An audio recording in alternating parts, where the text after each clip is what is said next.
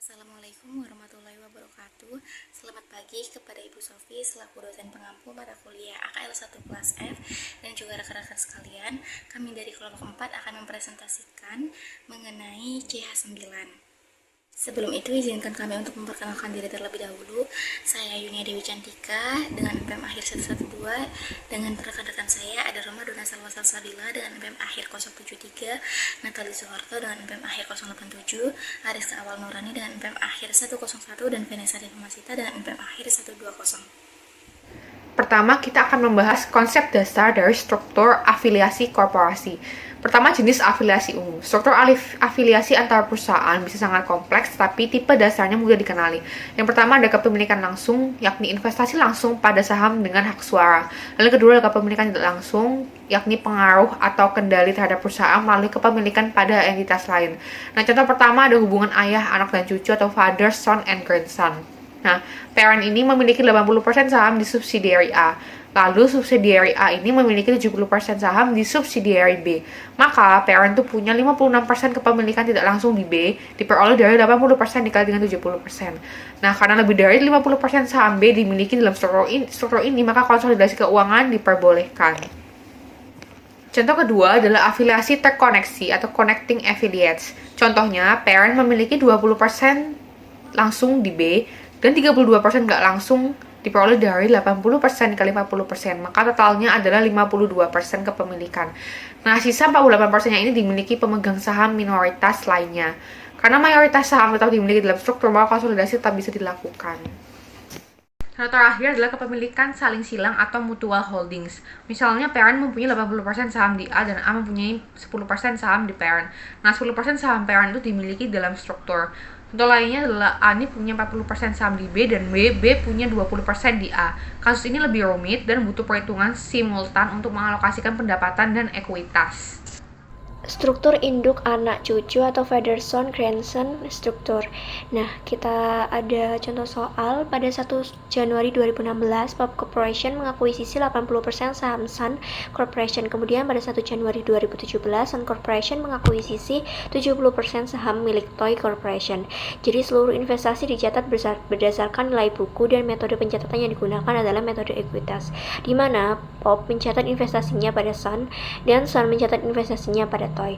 Untuk pendapatan dan dividen pada 2017 dalam ribuan dollars itu sebagai berikut pada gambar. Nah, lalu untuk jurnal pada buku Sun investasi di Toy itu kita menjurnal kas pada investasi pada Toy itu untuk mencatat dividen dari Toy.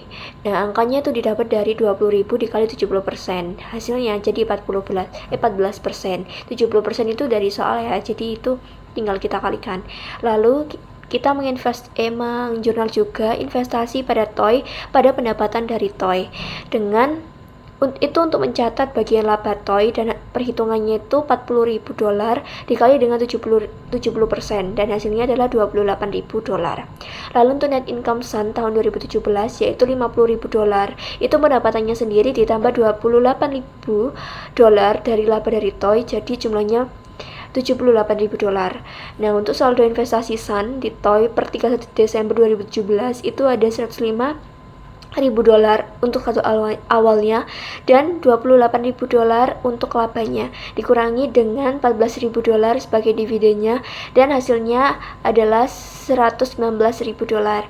Untuk jurnal pada buku Pop investasi di Sun itu kita menjurnal kas pada investasi pada Sun untuk mencatat dividen dari Sun itu didapat dari $30.000 dikali 80%, hasilnya adalah $24.000.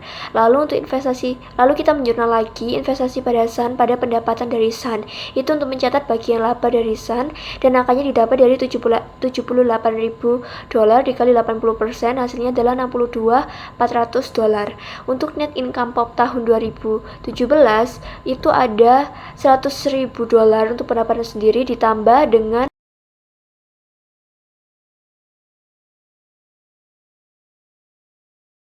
di materi pendekatan perhitungan untuk laba bersih konsolidasian. Yang pertama ada definisi laba bersih konsolidasian. Di sini adalah laba terpisah Pop sebesar 100.000 dan ditambah bagian POP atas laba SON 50.000 dikali 80% hasilnya 40.000, ditambah lagi bagian POP atas laba TOY 40.000 dikali 80% dikali 70% hasilnya 22.400. Lalu kita jumlah laba POP dan bagian pengendali atas laba konsolidasian dengan hasilnya 162.400 dolar. Selanjutnya menggabungkan bagian kepentingan non pengendali dari total laba gabungan. Ada POP Corporation sebesar 100.000, SON sebesar 50.000, TOY sebesar 40.000. Lalu kita total hasilnya 190.000. Lalu dikurangkan bagian dikurangkan dengan bagian kepentingan dan pengendali dalam laba. Yang pertama ada kepentingan dan pengendali dalam laba TOY sebesar 12.000. Lalu kepentingan pengendali dalam laba TOY sebesar 5.600. Lalu non pengendali dalam laba SON itu sebesar 10.000. Jadi total kepentingan dan pengendali ini sebesar 27.600. Lalu untuk mencari laba POP dan bagian pengendali dari laba konsolidasian, ini dari total POP SON TOY Corporation ini dijumlah dengan total kepentingan dan pengendali 190.000 ditambah 27.600 hasilnya 162.400. Selanjutnya di jadwal konsolidasi antara perusahaan ini ada laba terpisah dari POP sebesar 100.000, SON sebesar 50.000 dan TOY 40.000. Untuk alokasi laba TOY ke SON, POP-nya kita kosongi, lalu ke SON 28.000 dan alokasi laba TOY ke SON TOY-nya sebesar minus 28.000. Lalu alokasi laba SON ke POP ini sebesar 62.400. Untuk di SON-nya minus 62.400. Lalu di bagian pengendali atas laba bersih ini kita jumlah hasilnya 162.400. Lalu di bagian kepentingan non pengendali ini di SON sebesar 15.000 dan TOY sebesar 12.000.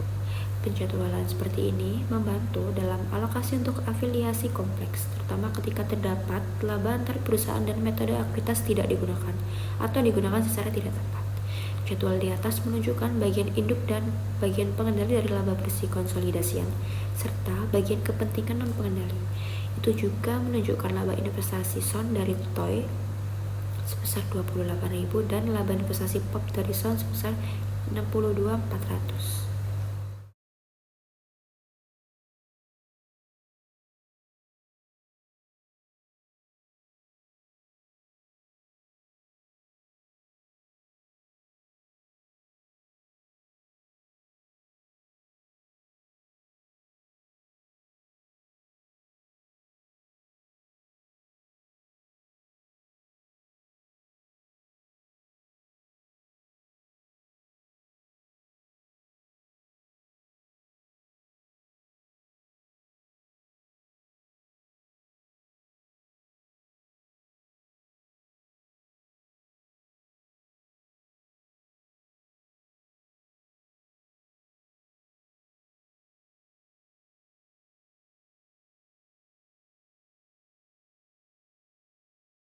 Baik, di sini adalah struktur holding tidak langsung.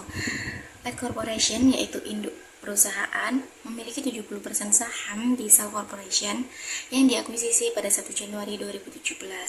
Lalu PET Corporation juga memiliki 60% saham di TAI Corporation yang diakuisisi pada 1 Januari 2016. SAL Corporation, anak perusahaan PET, memiliki 20% saham di TAI Corporation yang diakuisisi pada 1 Januari 2013, yang artinya PET Corporation secara langsung memiliki 60% saham di TAI Corporation. PET juga secara tidak langsung memiliki tambahan kepemilikan di TAI melalui SAL.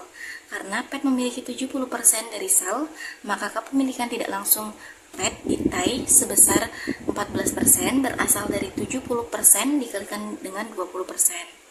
Jadi total kepemilikan PET di TAI baik itu langsung maupun tidak langsung adalah 60% ditambah 14% menghasilkan 74%. Baik, untuk yang selanjutnya adalah penjelasan tabel investasi.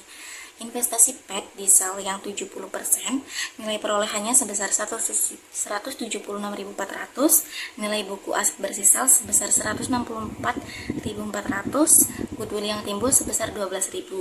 Untuk investasi PET di TAI yang sahamnya 60%, nilai perolehannya sebesar 97.200, nilai bukunya 85.200, dan juga goodwill 12.000.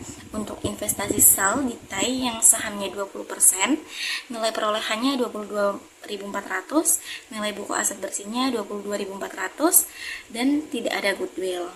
Lalu saldo investasi per 31 Desember 2017. Investasi PET di sel, biaya sebesar 176.400 dengan menambah laba bersih menjadi bagian PET sebelum 2018 sebesar 7.000. Total saldo investasinya sebesar 183.400.